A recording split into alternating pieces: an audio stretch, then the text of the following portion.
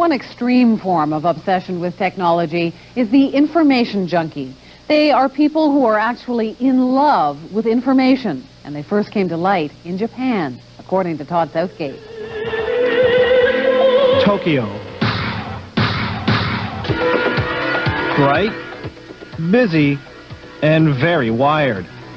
It's no secret that Japan has a love affair with technology, but there's a growing subculture taking that romance to the limit. When I'm not riding the train, or when I'm not eating, or when I'm not bathing, I'm usually logged in and doing something with the computer. Hitoshi Doi is wired on information, specifically any information on Japanese animation known as anime.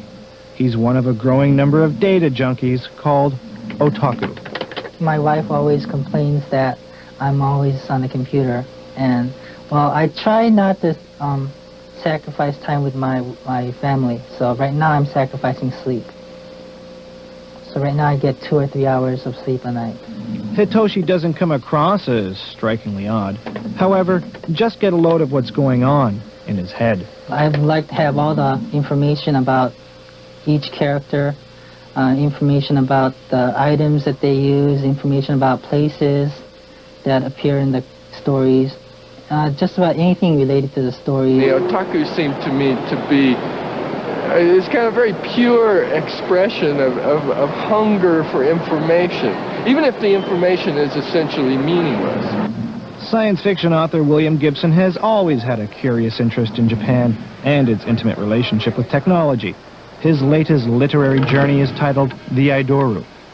One of the novel's characters is an otaku, and he's described as a pathological techno-fetishist with social deficit. There's a spectrum with that kind of behavior. You can have your fan, your otaku, and you can have your homicidal stalker.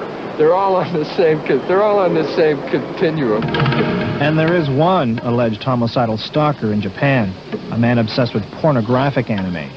Some gruesome murders and his bizarre hobby gave the media something sensational to report.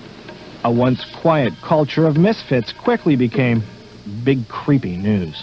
This is like nerd city, big time. They're mostly male. I've never heard of a female otaku.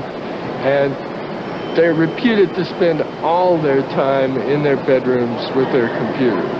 It was the media in Japan that labeled Hitoshi and others like him the otaku. Translation, shut-in, fanatic, geek.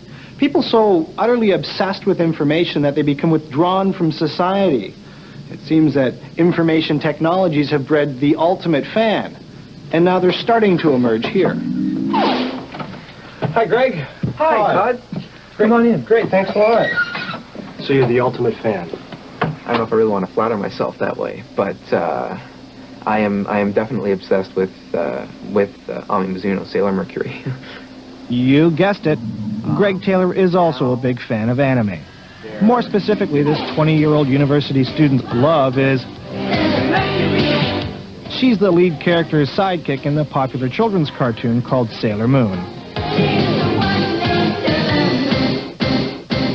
He's created an online shrine for the inked superhero, and he's constantly searching for new information to add to it. She wears glasses. In the 4th season, she gets glasses, and also in the 4th season, when she powers up into Super Sailor Mercury, she gets 3 earrings instead of just the 1. So what are we going to see at this animation festival tonight?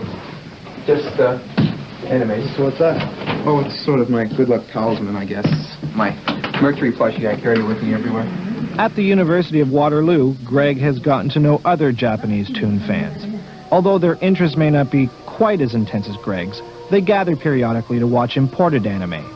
We watched all of Kimagure Orange Road, all 48 episodes in one sitting. Oh my goodness. We watched 60 episodes of Maison Koku in one sitting. Oh man. There are other anime interest groups as well as Sailor Moon fan clubs. As a matter of fact, Greg is Sailor Mercury's official representative in the Ottawa-based Sailor Moon fan club. However, face-to-face meetings among these groups are pretty rare.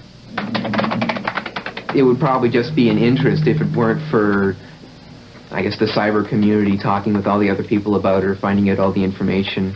In Greg's tiny room in Ottawa, a home away from home, his obsession is, well, hard to miss. A character who kind of becomes her boyfriend, was named Greg, and that sort of intrigued me. Now, the time you spend online getting information about Sailor Mercury, is that something you really want to do, or is it something you feel you need to do? I suppose it's something I need to do. You know, I want to find out more about her and find out the things I don't know and the little other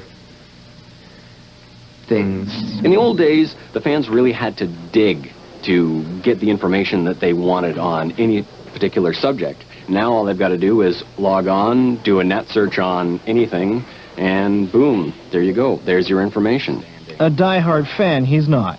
But Steve Mittler does have a keen interest in anime. He organizes Sailor Moon events for a living. So he knows the fans, and he knows their hunger for information. And of course, that information feeds the fuel of their fanaticism, because the more they know, the more they want to know. But it's just trivia.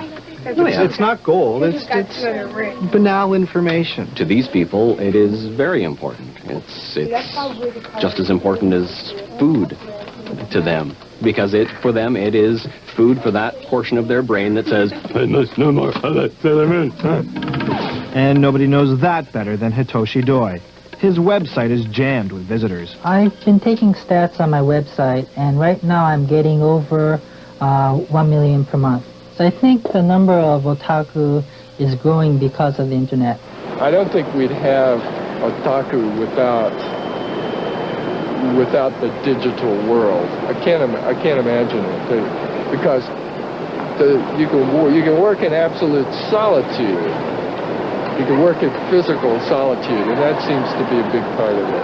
Do you feel you're missing anything in your life because you're spending so much time retrieving information about Sailor Mercury? Tough call.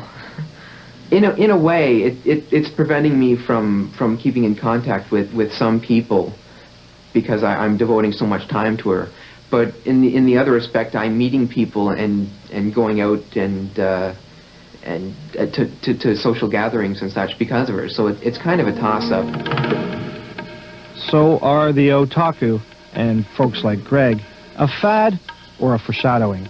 Are we all susceptible to the lure of information as our access to it becomes unlimited? I think that probably accounts for our interest in the otaku as an underlying suspicion that we're becoming them. What will that do to a culture in general if you have more and more people going the route of the otaku, isolating themselves from anything else and just sort of playing in virtual communities? Look at how much time we spend as a culture watching television. That's not an interaction with any other human being. You're having a virtual experience, and we've gotten used to that. We take it for granted. No one really feels too guilty about being a couch potato.